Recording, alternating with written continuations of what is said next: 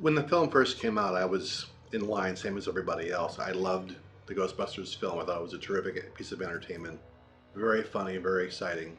And I was working at Deke much later and found out while I was doing a show called Jason and the Wheeled Warriors that they were going to be doing the Ghostbusters movie as a series. And I remember thinking, boy, it'd be really cool to work on that, but I'm stuck over here in the science fiction show. And I looked wistfully off into the distance, thinking, boy, they're going to have a lot of fun with this. And then what happened was that I heard that Len Jansen and Chuck Menville, the story editors who had brought on to do the show, had not been properly clued in, or there was miscommunication that they were going to be expected to story edit all 78 episodes. We began with the 13 network episodes and the 65 syndicated episodes simultaneously. And they balked at that amount of work, as any sane person would. So we're just going to do our episodes. And they needed someone to come in to story edit the 65 plus a certain number of the 13 and do basically 70 plus episodes all at the same time. I got a call from Jean Chalopin, who was the head of Deke at that time, to come into his office, and he sat me down and said, "You know, it's the show Ghostbusters that we are doing." I said, "I'm familiar with it, yes." He says, and told me the whole problem with the arrangement they had with Len and Chuck, and said, "We want you to do the show. And I have told Jenny Trias and Amy Simon at ABC that you are funny. Do not make me the liar." And I said, "I will try, sir." And he patted me on the shoulder, shoved me out of his office, and threw me into the middle of Ghostbusters.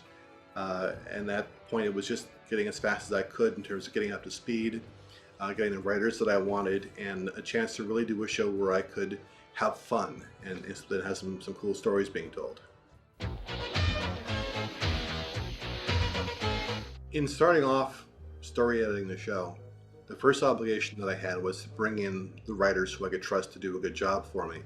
And I got as many of those going as I possibly could. I never worried about X number of episodes in 1 week versus 10 the next. It was just go as fast as you humanly can to get everything done. The first thing that had to be done was to write a Bible for the writers, because in making that transition from the movie to the series, there would be some creative differences, there'd be some tonal differences, and you want the writers who come in to see you to have a leg up on the process, and not take up your time and theirs pitching stories that you either can't do, won't do, or wouldn't do.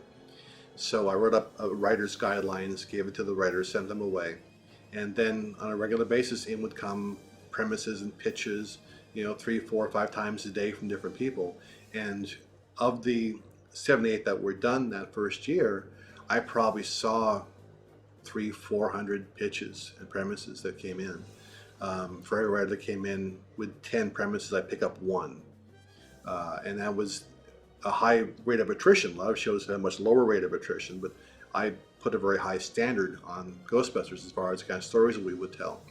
So it really was a matter of just getting out the word as fast as I could to those who I knew could do the job, making them understand what the show was, what it wasn't, and then just standing back as the tsunami washed over to pick out the best parts of that. In working on the network show with Len and Chuck, we really kind of worked at odds or apart from each other. Len and Chuck tended to be more in the strictly comic vein, and they worked together to create shows with more light sensibility, whereas my sensibility was more toward the science fiction and the horror side of things. In general, the network shows were kept lighter than the syndicated shows. The primary difference between the two was the presence of broadcast standards and practices, or BS&P, or just BS, which ABC had that was not present in syndication. Consequently, we could do themes and stories and characters that had much more of an edge in syndication than we could ever do in the network.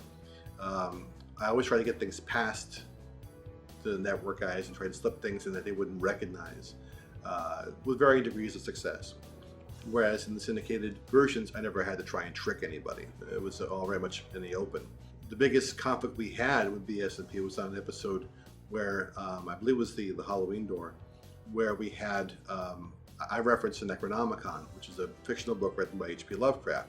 Everyone who is looking at this at home knows if you're a science fiction or horror fan, the Necronomicon does not exist. It was a fictional book. H.P. Lovecraft created it. I turned the script in, and ABC Broadcast Standards and Practices said, you can't reference this. This is an occult book. I said, well, no, it doesn't exist. Yes, it does exist. We know it exists. Then show me a copy of it. And they dug in their heels and said that this book exists, even though I knew it didn't. We ended up having to cut the reference out, and it became the book that cannot be named because we couldn't name it. So that was probably the main difference in the network and the syndicated shows, that there was always a sense of a hand on our shoulder when we wrote for the network. But in syndication, we could do no harm, we could do no wrong. And there were many adult themes we put out. There were many hard, sophisticated things, very obscure things. One episode referred to a gathering of Eskimos to break a certain spell as an Inuit minion. Maybe 10 guys on the planet got that. But that's okay. It was okay to be obscure. You couldn't be obscure as much in the network show. When I first came on the show, there was some question about how the characters would look and reinterpret them, because there was some question of, can we use the likenesses of the original actors, or do they have to look different? And the consensus was we should make them different enough to be their own characters, but still recognizable from the film, which is a very hard thing to try and work out. So I was there at the beginning as they brought in the character designs and finessed them, particularly for Slimer and the other characters, and the Firehouse and Ecto-1. So I was definitely involved from the ground up with the design of the show, which was being directed by Richard Reynes. When I first came on board the show, the sensibility was that Richard Reynes was going to be setting the tone for the show, and there was a bit of a power struggle that went on for a while. Good-natured, well-intentioned, but he had been promised full creative control of the show. I had been promised full creative control of the show, and there was backing and forthing, and things were being changed at the storyboard level that were not supposed to be changed. And finally we had a showdown, and I said, in essence, either this is fixed and stopped or I'm walking off the show, where it became finally a writer-oriented show, not an art-oriented show, which a lot of Deke shows were at that particular time. And that to me was essential to the writers I was trying to get, because a lot of them were really good, high-quality, skilled writers who would not work for me if their words were to be changed or their stories were to be changed arbitrarily. And that was a very important process to making the show what it is. In any kind of a creative environment, you're going to have disagreement over how things are done. That's part and parcel of the process. And everyone wants to have their say, their creative input, which is, again, totally understandable. The question becomes when it becomes unproductive or gets in the way of the process. The scripts are very detailed. It's shot by shot, line by line, what's supposed to be happening in those scenes. And when you're in the storyboard process, often you come across things that, well, we do it this way instead of that way, it'll look better on camera. And you always want to go with those. The problem becomes when that becomes the nose in the camel's nose in the tent. And it goes from a small justifiable change to like making wholesale story changes, changing how the story is portrayed rather than one part of the story. And so there was a lot of give and take between the two sides on that. Not helped further by the fact that the show was being animated in Korea, which there were often things that didn't translate very well. Colloquialisms that they didn't quite necessarily grasp. One example of that being in one of my scripts that I wrote that the characters run out of the room hauling ass. Well, the animation came back and they were running out of the room holding their butts. Because it said in the script they were hauling ass, so they assumed they meant actually putting their hands on their own asses and running out the room. No. Yeah, so there were some complications caused by cultural division, by artistic ideas about how something should be done, and the storytelling impulse. The good thing is that out of that kind of conflict comes quality. If everyone is agreeing, then no one's offering a personal opinion. No one's offering to go above and beyond what's on the page.